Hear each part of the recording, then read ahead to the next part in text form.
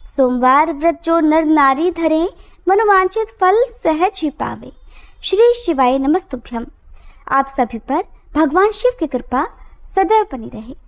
प्रिय श्रोताओं, सोमवार का दिन भगवान शिव को समर्पित है।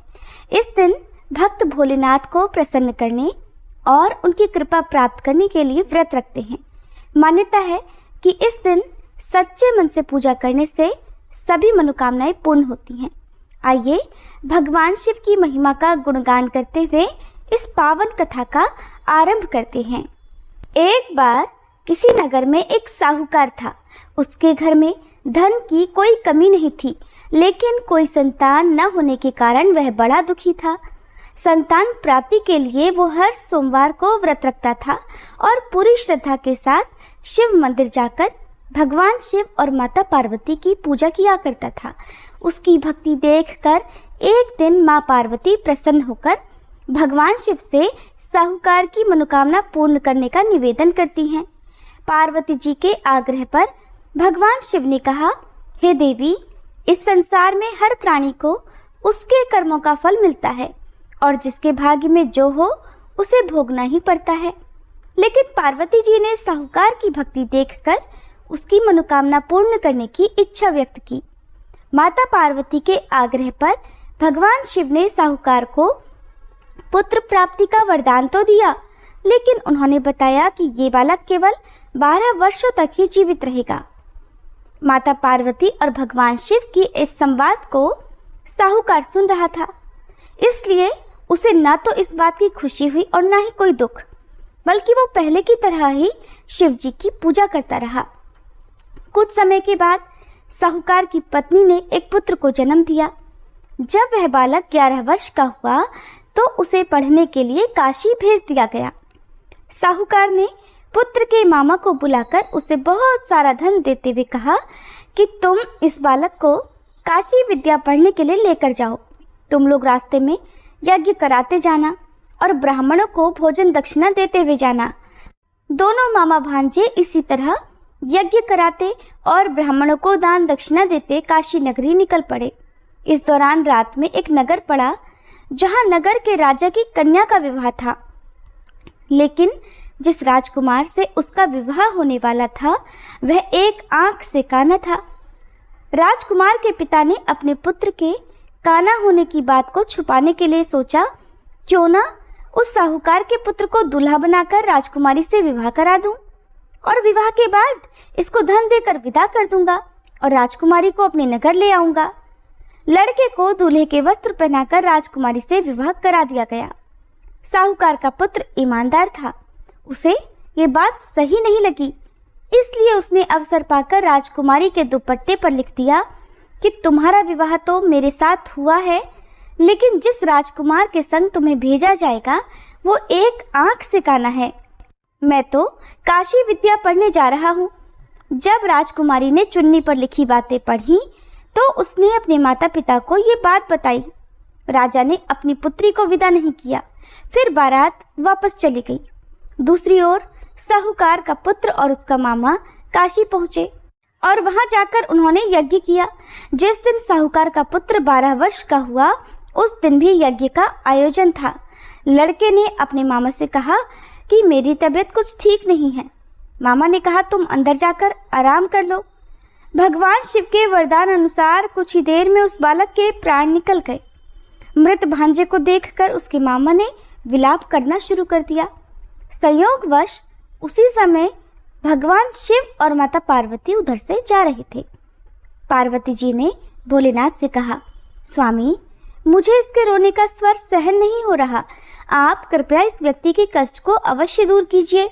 जब भगवान शिव मृत बालक के समीप गए तो वह बोले कि ये उसी साहूकार का पुत्र है जिसे मैंने 12 वर्षों की आयु का वरदान दिया था। अब आज इसकी आयु पूरी हो चुकी है। लेकिन मातृभाव से विभोर माता पार्वती जी कहने लगी, हे महादेव, आप इस बालक को और आयु देने की कृपा करें, नहीं तो इसके वियोग में इसके माता पिता भी तड़प तड़प कर मर जाएंगे। माता पार्वती के पुनः आग्रह पर भगवान शिव ने उस लड़के को जीवित होने का वरदान दिया। शिव जी की कृपा से वह लड़का जीवित हो गया। शिक्षा पूरी करके लड़का मामा के साथ अपने नगर की ओर वापस चल पड़ा। दोनों चलते हुए उसी नगर में पहुंचे जहां उसका विवाह हुआ था। उस नगर में भी उन्होंने यज्ञ का आयोजन किया। उस लड़के के ससुर ने उसे पहचान लिया और महल में ले जाकर उसकी खूब आवभगत की और अपनी पुत्री को धूमधाम से विदा कर दिया। इधर साहूकार और उसकी पत्नी भूखे प्यासे रहकर अपने बेटे की प्रतीक्षा कर रहे थे। उन्होंने प्रण कर रखा था कि अगर उन्हें अपने बेटे की मृत्यु का समाचार मिला तो वो भी प्राण त्याग देंगे, परंतु अपने बेटे के जीवित होने का समाचार पाकर वे बेहद प्रसन्न हुए। उसी रात भगवान शिव ने साहूकार के स्वप्न में आकर कहा, हे श्रेष्ठी, मैंने तेरे सोमवार के व्रत करने और व्रत कथा सुनने से प्रसन्न होकर तेरे पुत्र को लंबी आयु प्रदान की है। इसी प्रकार जो कोई सोमवार व्रत करता है या कथा सुनता और पढ़ता है, उसके सभी दुख दूर होते हैं और सभी मनोकामनाएं पूर्ण होती हैं। एक बार भोलेनाथ और माता पार्वती जी मृत्युलोक में भ्रमण करने पधारे। दोनों विदर्भ देश में अमरावती नाम की सुंदर नगरी में जा पहुंचे। ये नगरी सभी प्रकार के सुखों से भरपूर थी। वहाँ बहुत सुंदर सुंदर शिव जी के मंदिर भी थे। भगवान शंकर देवी पार्वती जी के साथ उन्हीं में से एक मंदिर में निवास करने लगे। एक दिन माता पार्वती ने भोलेनाथ के साथ चौसर खेलने की इच्छा प्रकट की। भगवान शिव ने उनकी बात सुन ली और वे दोनों चौसर खेलने लगे। तभी मंदिर का पुजारी पूजा करने आया। माता पार्वती ने पुजारी से पूछा, पुजारी जी बताओ हम में से कौन जीतेगा? पुजारी जी ने कहा, महादेव ही जीतेंगे। थोड़ी ही देर बाद खेल समाप्त हुआ तो विजय देवी पार्वती जी की हुई। माता पार्वती ने पुजारी जी से पूछा, बताओ पुजारी जी हम में से विजय किसकी हुई? तब पुजारी जी ने महादेव को ही विजयी होने की बात बताई। ये सुनकर देवी पार्वती जी को पुजारी जी पर क्रोध आया और उन्हें कोढ़ी होने का श्राप दे दिया। कोढ़ से ग्रस्त पुजारी बहुत दुखी रहने लगे। एक दिन देवलोक की अप्सरा भगवान शिव की पूजा करने के लिए उस शिव मंदिर में आई। पुजारी जी की कोढ़ की अवस्था देखकर दया भाव से पूछताछ करने लगी। तब पुजारी जी ने सारी बात अप्सरा को बता दी। उनमें से एक अप्सरा बोली, आप सभी व्रतों में श्रेष्ठ 16 सोमवार के व्रत करो, इससे शिव जी प्रसन्न होंगे और वे तुम्हारे कष्ट अवश्य दूर करेंगे। पुजारी जी ने इस व्रत की विधि पूछी। तब अप्सराओं ने बताया, सोमवार के दिन व्रत रखो, स्वच्छ वस्त्र धारण करो, संध्या और उपासना के बाद आधा किलो गेहूं का आटा लेकर इसके 3 भाग करो। घी, गुड़, दीप, नैवेद्य, पुंगी फल, बेलपत्र, जनेऊ जोड़ा, चंदन, अक्षत और पुष्प आदि से प्रदोष काल में भगवान शंकर का पूजन करो। 3 भागों में से 1 भाग शिव जी को अर्पण करो, बाकी 2 को शिव जी के प्रसाद के रूप में उपस्थित जन को बांट दो। खुद भी प्रसाद ग्रहण करो। इस तरह 16 सोमवार व्रत करो। 7वें सोमवार को पाव भर की पवित्र आटे की बाटी बनाओ, उसमें घी और गुड़ मिलाकर चूरमा बनाओ, शिव जी को भोग लगाकर उपस्थित भक्तों में बांट दो। इसके बाद परिवार सहित प्रसाद ग्रहण करो तो इससे सभी मनोरथ पूर्ण हो जाते हैं। ऐसी बात बताकर अप्सराएं चली गईं। पुजारी जी ने अप्सराओं की बताई विधि अनुसार 16 सोमवार के व्रत किए, जिसके पुण्य प्रताप से भगवान शिव की कृपा और माता पार्वती की दया से पुजारी जी कोढ़मुक्त हो गए और आनंद से रहने लगे। कुछ समय के बाद भगवान शिव और देवी पार्वती जी वापस उसी मंदिर में आए। देवी पार्वती ने पुजारी जी को निरोगी देखकर कारण पूछा तो पुजारी जी ने 16 सोमवार व्रत की महिमा बताई। पार्वती जी खुद भी 16 सोमवार व्रत रखने के लिए तैयार हो गई और इस व्रत को करने से उनके रूठे हुए पुत्र कार्तिकेय जी देवी पार्वती जी के आज्ञाकारी हो गए। कार्तिकेय जी ने जब माता से पूछा कि माता आपने ऐसा क्या किया जिससे मेरा हृदय परिवर्तन हो गया, तब देवी पार्वती ने 16 सोमवार की कथा उन्हें सुना दी। कार्तिकेय जी ने अपने विशेष मित्र से जो कहीं खो गया था उससे मिलने की कामना में 16 सोमवार के व्रत किए तो उनका खोया हुआ मित्र उन्हें जल्दी मिल गया। मित्र ने इस आकस्मिक मिलन का कारण पूछा तो कार्तिकेय जी ने उसे 16 सोमवार का व्रत करना बताया। मित्र ने व्रत की विधि विधान पूछा और स्वयं के विवाह की मनोकामना से 16 सोमवार के व्रत धारण किए। इसके बाद कार्तिकेय जी का मित्र एक स्वयंवर सभा में गया तो वहां की राजकुमारी ने आकर्षित होकर उसके गले में वरमाला डाल दी और उसे अपना पति स्वीकार कर लिया। तब राजा ने बहुत सारा धन और सामान देकर उसको भेजा। अब वे दोनों सुख से रहने लगे। जब 16 सोमवार के व्रत का उसकी पत्नी को पता लगा तो उसने पुत्र प्राप्ति की कामना से 16 सोमवार के व्रत किए। उसके कुछ समय बाद एक अति सुंदर, सुशील और बुद्धिमान पुत्र प्राप्त हुआ। जब वह बड़ा हुआ तो उसने अपनी माँ से 16 सोमवार के व्रत की गाथा सुनी। तब उसने भी राज्याधिकार प्राप्त करने के लिए 16 सोमवार के व्रत शुरू कर दिए। एक राजा को अपनी कन्या के लिए योग्य पुरुष की खोज थी। राजा ने अपनी कन्या का विवाह उस सर्वगुण संपन्न पुरुष से कर दिया। राजा के कोई पुत्र नहीं था तो उसने अपने दामाद की योग्यता देखकर उसे राजा बना दिया। राजा बनने के बाद भी वह 16 सोमवार के व्रत करता। 17वां सोमवार आने पर उसने अपनी पत्नी से शिवजी की पूजा के लिए मंदिर चलने को कहा तो उसने दासियों से कहकर पूजा की सामग्री तो भिजवा दी, लेकिन खुद नहीं गई। अब इधर राजा ने शिवजी की पूजा समाप्त की तो आकाशवाणी हुई, हे राजा, अपनी रानी को राजमहल से निकाल दे, नहीं तो सर्वनाश हो जाएगा। राज दरबार में आकर सभासदों से विचार विमर्श किया और सर्वनाश के भय से रानी को राजमहल से निकाल दिया गया। अपने दुर्भाग्य को कोसती हुई रानी नगर से बाहर चली गई। दुखी मन से चलते हुए वह एक गांव में जा पहुंची। वहां पर एक बूढ़ी माई थी जो सूत बेचा करती थी। बूढ़ी माई ने दया करके रानी को अपने साथ सूत बेचने के लिए रख दिया। जब से रानी को साथ रखा बूढ़ी माई का तो सूत बिकना ही बंद हो गया। बूढ़ी माई ने रानी से वहां से जाने को कह दिया। अब रानी एक तेली के यहाँ काम मांगने गई। उसी समय तेली के मटके चटक गए, सारा तेल बह गया। तेली ने भी उसे वहां से भगा दिया। दुखी होकर रानी एक नदी के पास गई तो नदी का सारा पानी सूख गया। वह एक पेड़ के नीचे बैठी तो पेड़ के सारे पत्ते सूख कर गिर गए। आसपास के लोगों ने जब यह सब कुछ देखा तो उसे पकड़कर मंदिर के पुजारी गुसाई जी के पास ले गए। गुसाई जी देखते ही जान गए कि यह कोई विधि की मारी कुलीन स्त्री है। गुसाई जी ने रानी से कहा कि वह उनके आश्रम में उनकी पुत्री की तरह रह सकती है। अब रानी आश्रम में रहने लगी। रानी भोजन बनाती थी तो उसमें कीड़े पड़ जाते थे। पानी भरकर लाती तो वह गंदा हो जाता था।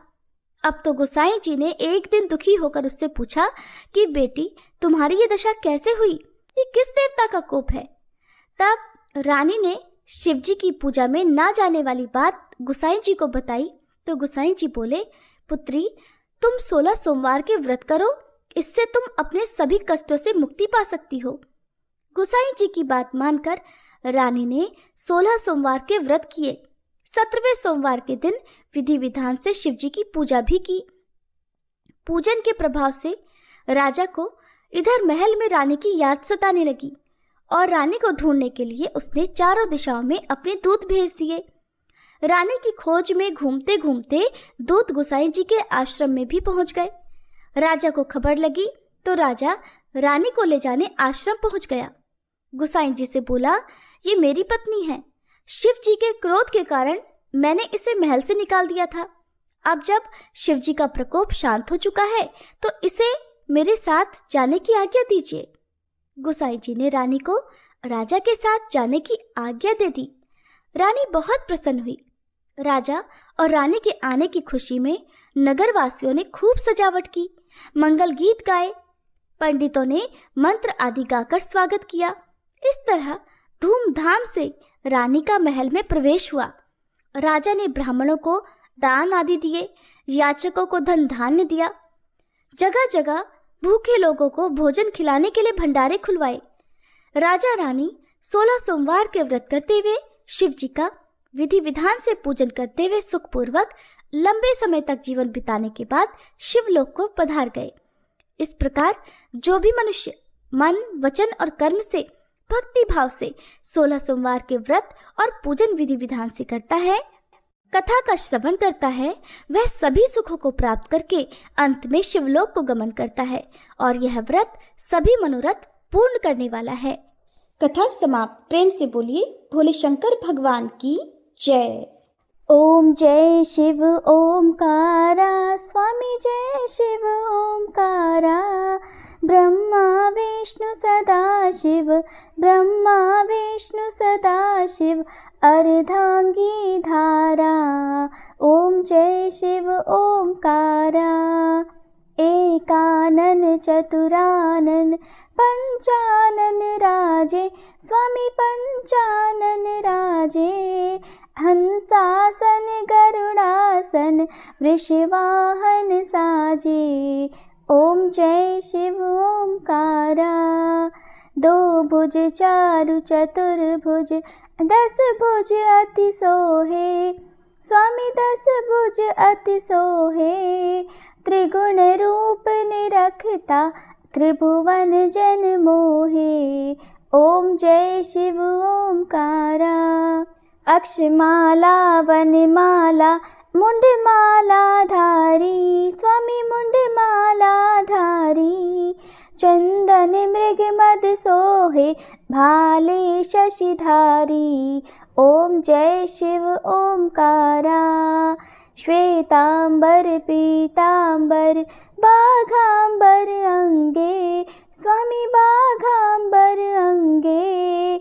सनकादिक गरुड़ादिक भूतादिक संगे। ओम जय शिव ओमकारा। कर के मध्य कमंडल चक्र त्रिशूलधारी, स्वामी चक्र त्रिशूलधारी। सुखकारी दुखहारी जग पालनकारी। ओम जय शिव ओमकारा। ब्रह्मा विष्णु सदा शिव, जानत अविवेका, स्वामी जानत अविवेका। प्रणवाक्षर में शोभित ये तीनों एका। ओम जय शिव ओमकारा। त्रिगुण स्वामी जी की आरती जो कोई नर गावे, स्वामी जो कोई नर गावे। कहत शिवानंद स्वामी, रटत भोलानंद स्वामी, सुख संपत्ति पावे। ओम जय शिव ओमकारा। ओम जय शिव ओमकारा, स्वामी जय शिव ओमकारा।